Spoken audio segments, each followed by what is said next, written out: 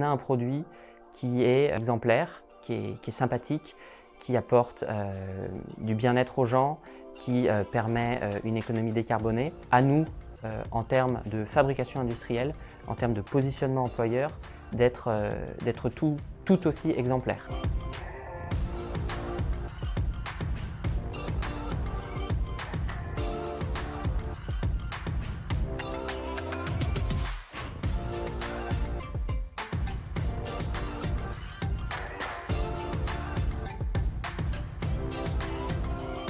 Aujourd'hui, on a énormément d'initiatives très intéressantes qui méritent d'être structurées, d'être organisées dans un fonctionnement global pour l'entreprise. On va valoriser nos déchets, notamment à travers l'adhésion à des éco-organismes écologiques, Corepil, qui nous accompagnent pour le traitement et le recyclage de nos déchets électroniques et électriques. On va également valoriser nos déchets industriels avec le recyclage des métaux que l'on utilise, l'acier, l'alu, également le carton qui est une grande source de déchets pour nous. On travaille dans cet objectif d'avoir des composants qui arrivent dans des emballages que nous pouvons recycler.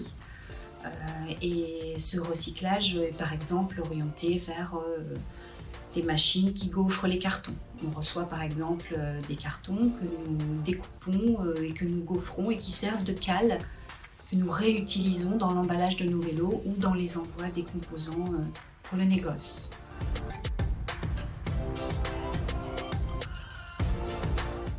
On envisage par la suite d'intégrer une nouvelle ressource pour développer la démarche RSE.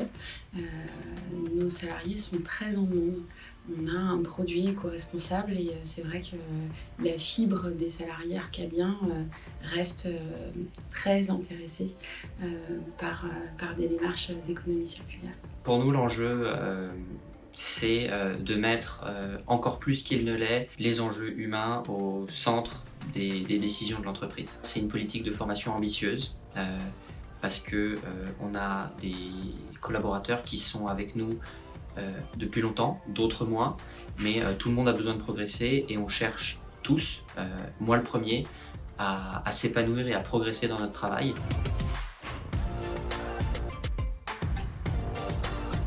ADN Arcade, c'est placer l'humain au centre du projet d'entreprise et ça fonctionne très bien. La nature de notre production, c'est vrai qu'elle est toujours axée sur un produit de mobilité verte et ça donne du sens. Et on a aussi beaucoup de chance d'être accompagnés par des élus. Les membres de notre CSE sont très en lien aussi avec ces valeurs humaines et travaillent aussi sur des projets d'économie circulaire.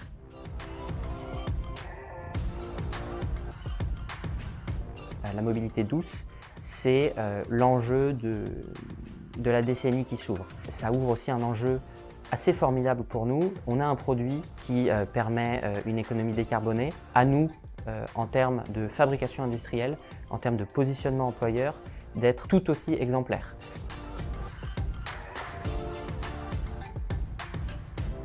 Les Arcadiens, dans leur grande majorité, aiment le produit. On a peu de cyclistes qui viennent, pas plus que dans d'autres entreprises, essentiellement à cause de la situation géographique de l'entreprise. On a des routes qui sont pas très fiables et c'est vrai qu'on a peu de cyclistes pour cette raison-là, même si on en a qui viennent tous les jours à vélo. On commence à travailler en partenariat avec la mission locale et avec l'agglomération pour justement pointer du doigt les zones qui sont peu cyclables. Si on avait des routes et des infrastructures qui le permettaient, je pense qu'on aurait plus de salariés qui viendraient à vélo, ça c'est sûr.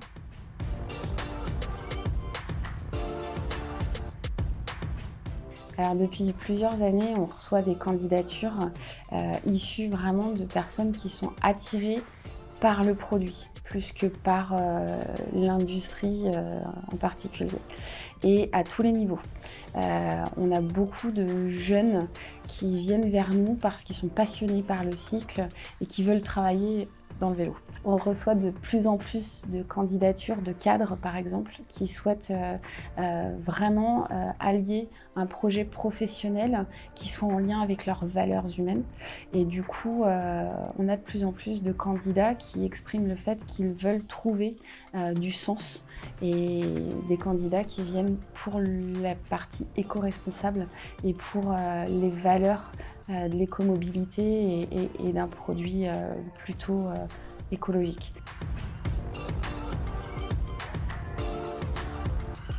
Il y a quelques années, quand j'ai démarré dans ce métier, on parlait déjà des acheteurs responsables, de l'achat responsable. Et notre sensibilisation est sur comment on importe, comment on emballe, comment on transporte, et est-ce qu'on ne pourrait pas trouver plus près. Ces questions-là sont de plus en plus pressantes dans nos domaines. On nous dit souvent que ça coûte cher, beaucoup plus cher. C'est une véritable question, on est en plein cœur de cette question-là, et je pense que la crise sanitaire nous a poussés à encore plus essayer de relever ce défi, de faire autrement.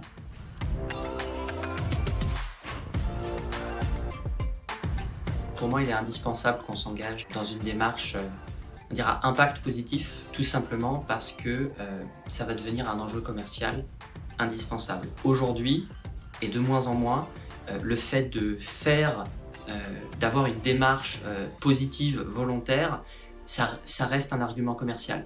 Pour moi, demain, ce ne sera plus un argument commercial, ce sera un indispensable. Notre enjeu pour nous, c'est d'en faire un maximum pour être pionnier, pour être innovant sur ces démarches-là et pour être exemplaire à la fois sur le produit et en termes employeurs.